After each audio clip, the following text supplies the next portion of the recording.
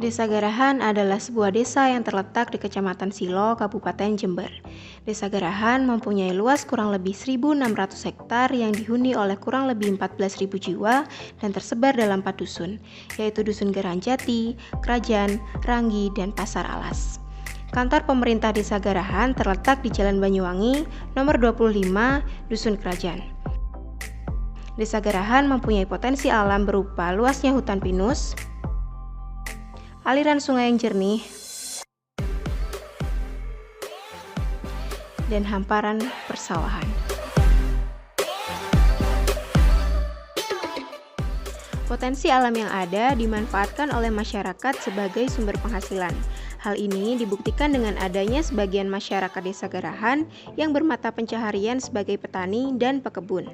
Namun, sayangnya masih banyak masyarakat Desa Garahan yang berpenghasilan rendah karena hanya menggarap lahan milik orang lain. Hal ini menjadi salah satu sebab rendahnya pendapatan per kapita Desa Garahan sehingga pernah masuk ke dalam kategori desa tertinggal di Kabupaten Jember.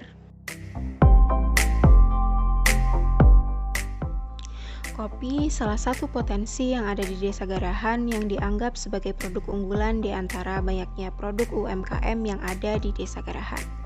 Salah satu UMKM yang memproduksi kopi adalah Ibu Kafi.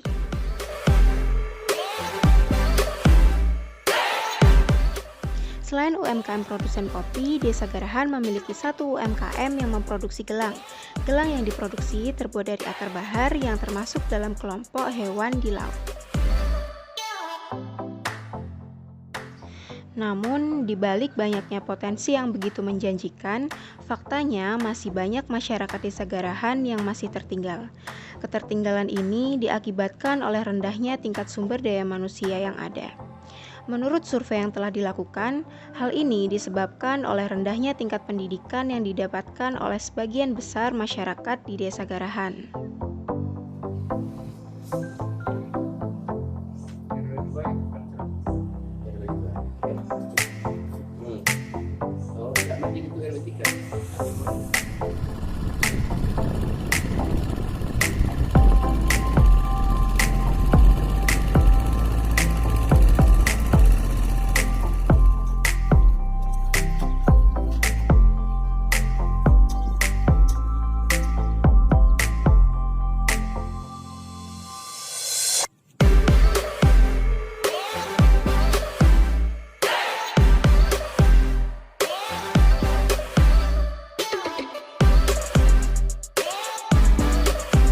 Desa Garahan itu berada di ketinggian kurang lebih 500 dpr, 500 di atas permukaan laut. Jadi kalau di daerah Kecamatan Silo termasuk wilayah yang dataran tinggi dengan iklim cuaca yang agak lembab, agak dingin. Luasan wilayah Desa Garahan kurang lebih 1.600 hektar yang terdiri dari sebagian besar adalah lahan persawahan. Masyarakat Garahan mayoritas adalah petani. Ada buruh tani, ada pengusaha tani, tapi lebih banyak buruh taninya. Tapi dengan perkembangan zaman sekarang ada pemberdayaan hutan, jadi sekarang sudah dari buruh tani beralih kepada pengusaha tani. Jadi masyarakat banyak berusaha tani sekarang di wilayah hutan. Tapi alhamdulillah dengan dibukanya hutan sebagai lahan untuk pengembangan ekonomi, secara otomatis perekonomian masyarakat Desa Garahan juga terangkat di masyarakat. Pendidikan masyarakat sebelum 2020 itu pendidikan terakhir mayoritas kebanyakan itu SMP SMA.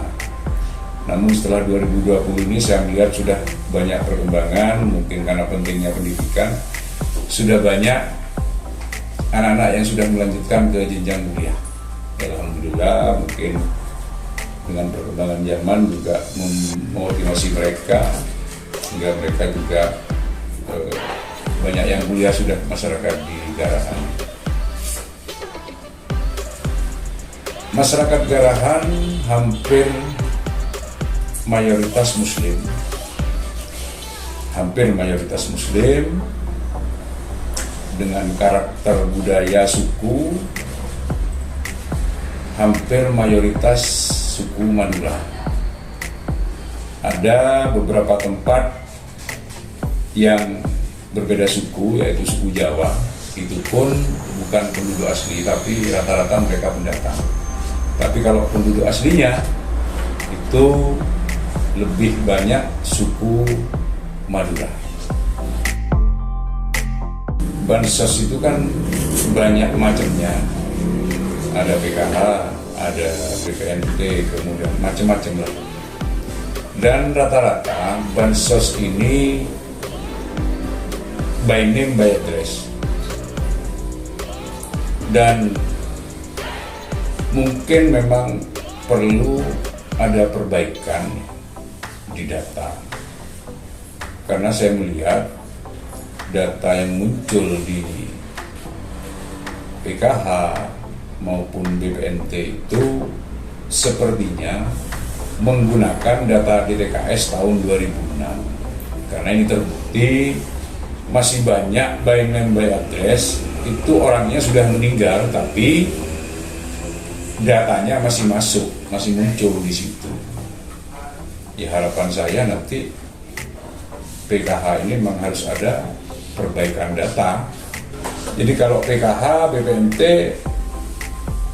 itu tidak ada masalah.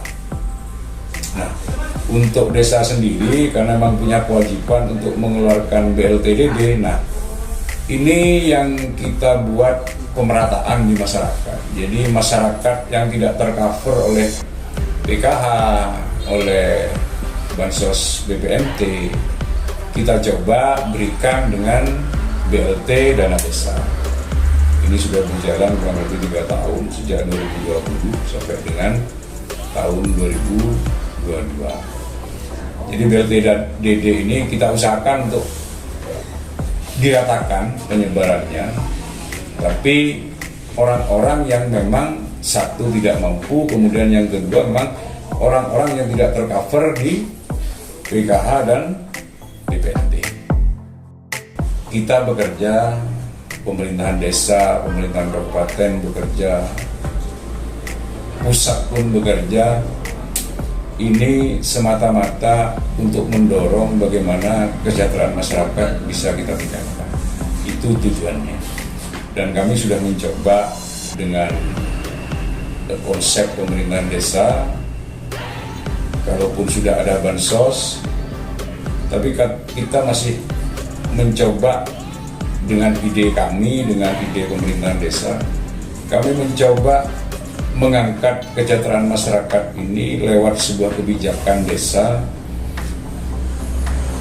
yang namanya itu program bantuan stimulus, di mana modal itu nanti dipergunakan untuk kegiatan usaha produktif di lingkungan RT sesuai dengan potensi yang ada di masing-masing RT. Ya kalau ini nanti berjalan, tentu untuk tahun-tahun berikutnya kita akan lebih banyak lagi memberikan bantuan agar apa yang menjadi harapan kami, kesejahteraan itu benar-benar bisa kita dapat dengan program yang sudah kami coba untuk kami laksanakan untuk tahun ini.